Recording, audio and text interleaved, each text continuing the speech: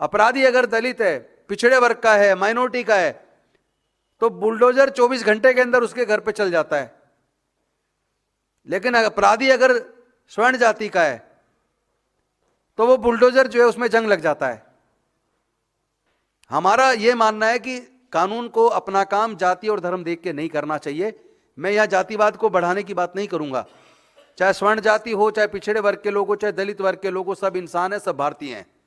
सबको अपने देश के संविधान की और कानून की इज्जत करनी चाहिए। सबको एक दूसरे के अधिकारों की रक्षा करनी चाहिए, एक दूसरे के अधिकारों का रेस्पेक्ट करना चाहिए।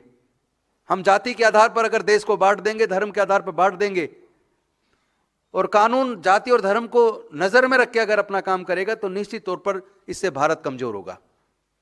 अभी आपने देखा, यह घटना तो हुई है, यूपी में दिल दहला देने वाली वारदात, बेरहमी से हत्या कर सब जलाया, पुलिस ने आग से निकाला।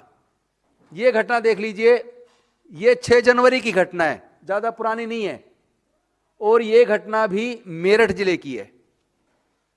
इसमें भी एक दलित व्यक्ति को खुलेआम पकड़ के मारा और मार के उसके शव को जलाने की कोशिश की।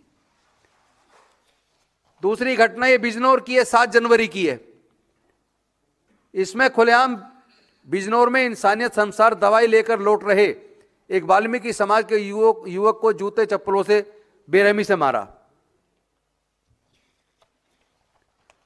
तीसरी घटना यह भी 6 जनवरी की है और यह भी मेरठ की है।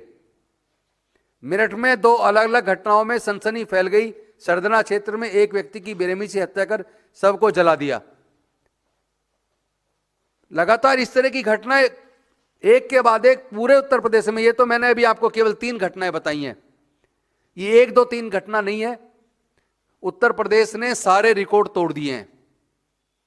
एनसीआरबी का डाटा देखिए, एक तो मुझे समझ नहीं आता, हमारे देश के प्रधानमंत्री जी कहते हैं डिजिटल इंडिया बन रहा है, भारत विकसित हो रहा है। कौन सा विकसित हो रहा भाई?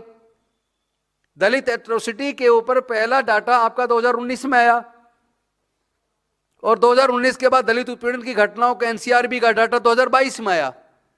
19 के बाद 22, 3 साल लगे। इससे ज्यादा दुख की क्या बात होगी? 2022 के बाद अभी तक 26 आ गया,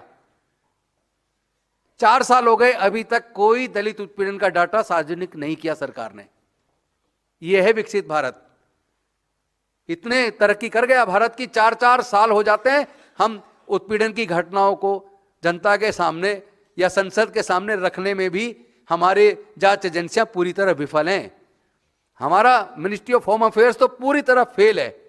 हमारे देश का गृह मंत्री बिल्कुल फेल आदमी है, और देश का प्रधानमंत्री दोनों फेल हैं, क्योंकि दोनों का ध्यान केवल और केवल चुनाव जीतने पे, चुनाव लड़ने पे, चुनाव मैनेज करने पे, वोट चोरी पे, चुनाव चोरी पे, पूरा फोकस उनका उस पे है।